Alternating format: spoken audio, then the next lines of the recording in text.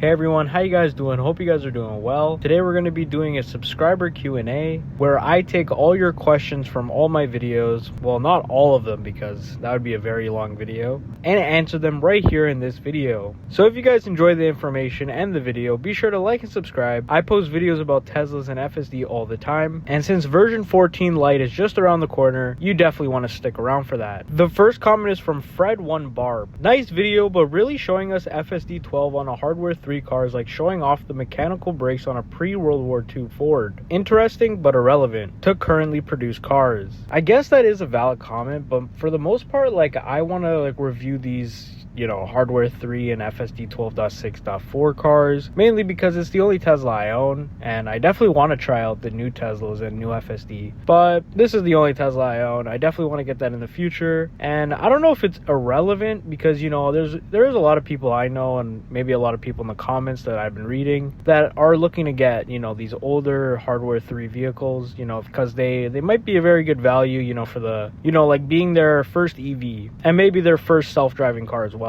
But thank you for the comment. The next comment we have is from Kiss Detroit. It's sad you have a Tesla. It might be true. I wish I had a newer one. I wish I had probably the performance one or something. That'd be really cool. Maybe a Model Y. That's the only thing I'm kind of sad about my Model 3, but I'm pretty happy with it personally. It's pretty good value for the comfort and features it comes with. The next comment we have is from Lucas Magera. The self-driving is good, but the actual drivers behind the steering wheels of Tesla aren't. I feel like this might be true because of the Tesla brain I guess I have. When you drive with FSD a lot, I don't know, I guess you start to get a little sloppy. You start to get, you're not as good as you were at driving, especially when you use FSD all the time. I kind of noticed this. I kind of feel a little bit of a worse driver. I do hit a little bit of curbs here and there, and it's kind of just because FSD has got me really comfortable, really relaxed, and usually with the other cars I drive, I'm not in that very relaxed state. I usually am a lot more aware in those cars. So in a way, I feel like FSD does make you a worse driver, and I feel like with the safety features too, they do make you a worse driver because you start to rely on them a little bit more. So I think this is very valid, but I don't know. Thank you for the comment. 06EXC450 said, dude, just look around, get a grip on yourself, and get a real car. I do have other gas cars. I like big engines like V8s and stuff, and that's personally where I am. I do a lot of highway driving, so bigger engines kind of help with the gas mileage, and it just feels a lot better, and that's just what I prefer. I love using my Tesla for city driving. That is it has made my life a lot easier. It has saved me a lot of money. So obviously I don't think it's like a cool car in the way of a Mustang or Challenger or pickup truck would be, or honestly any sort of inline 6-cylinder engine or something. Obviously it's not as cool as that, but I feel like Teslas have its own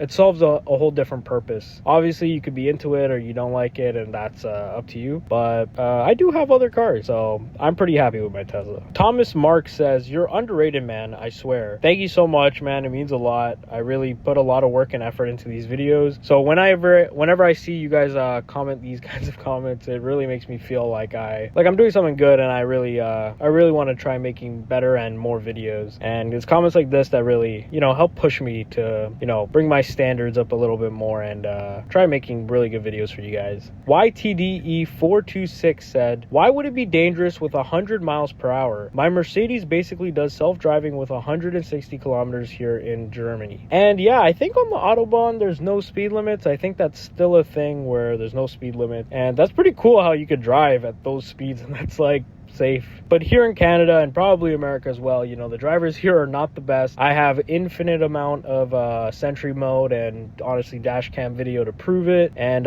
personally a lot of people were saying I was crazy for using FSD driving at 100 miles an hour, but I'm Canadian, so my speedometer is in kilometers per hour, so driving 100 kilometers an hour on the highway is pretty normal. So that's kind of cool how your Mercedes can safely self-drive at those high speeds, and it's kind of cool that you could should trust that kind of system. I definitely want to try the Mercedes self-driving in the future, but those are pretty expensive. So if anybody else has a Mercedes and love their self-driving, comment down below. I'd like to see if it's worth trying. Thanks for the comment. JazzCat12345 said, need that FSD 14 Lite, and I agree. I've been seeing a lot of comments, a lot of news about FSD version 14 Lite, and it's actually finally out. And I think it's for early access people or something. I've read a comment of someone saying that they got it here in Toronto. I don't know. I don't have it yet. It still didn't say that I need to do an update. I've been checking every single day, and I will update you guys as I get a new update or something. But yeah, I've been waiting for it patiently. So it's gonna be awesome. If you guys are new to the channel, like and subscribe, because I'm gonna post so many videos about version 14 Lite. So yeah, thank you for the comment. Dex Smith MTG said, what do you think of the Slate truck? I think personally it's very cool. It's a very like simple and cool little looking truck. Personally, like I would totally get one of those, and I think that it's starting at $25,000 is really cool. I heard the range is a little bad. Like I've been reading about it. It looks like the range is not going to be that good. And the problem with the Slate truck though that I have personally is the fact that, you know, there are cars in like China that are like super cheap that have like massage seats and like all this stuff, and it feels like American cars like are just getting worse and just like having less features and costing more. And like, you know, especially with Tesla with subscriptions and stuff, I'm really not a fan of that stuff. I personally want to just buy a car, it having the features it has, and you know, it having the best features and also costing a little bit less. You know, I think paying a lot for cars is pretty crazy, especially with everything costing a lot. You know, it's a lot harder for families to like, you know, pay for food and stuff and gas and going on vacation and just, you know, spending time with family. So it's just I really wish cars here in America and Canada just get cheaper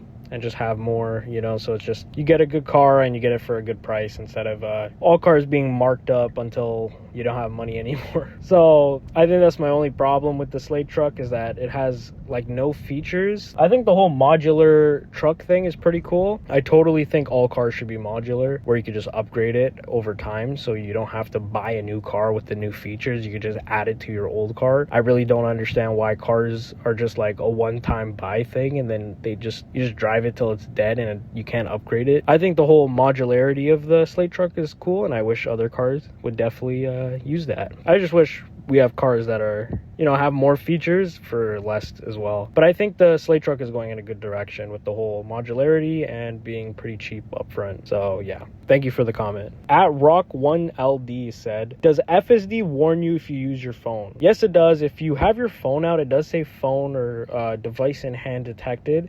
And if you don't, you know, get rid of it and put it away and start driving, or like start you know, pushing on the steering wheel, it will give you a strike. So you got to be very careful with that. You shouldn't be using your phone anyways, and you definitely should not be looking at ways to like cheat the system and stuff. You know, it's driving is dangerous, and you know, you can change the course of someone's life if you're not responsible. So it definitely warns you, and it does give you strikes and tells you to take over immediately if you don't put your phone away. So yeah, it does do that. Thank you for your comment. And yeah, that's going to be all for this video, guys. Thank you so much for watching. If you guys enjoyed the information, if you guys just enjoyed the video or the drive, or just, you know, what I post on this channel all the time, be sure to like and subscribe. And I'm definitely going to do these question and answers and just, you know, reading comments of what you guys post on my videos all the time. I think I'm going to be doing a few videos, or like one video a week or something. You know, I feel like this is a good way to respond to some of the questions you guys have, instead of, you know, writing a whole like paragraph, and you know, you don't really get the whole answer, I guess, with my tone and stuff. So I think this might be a good way to answer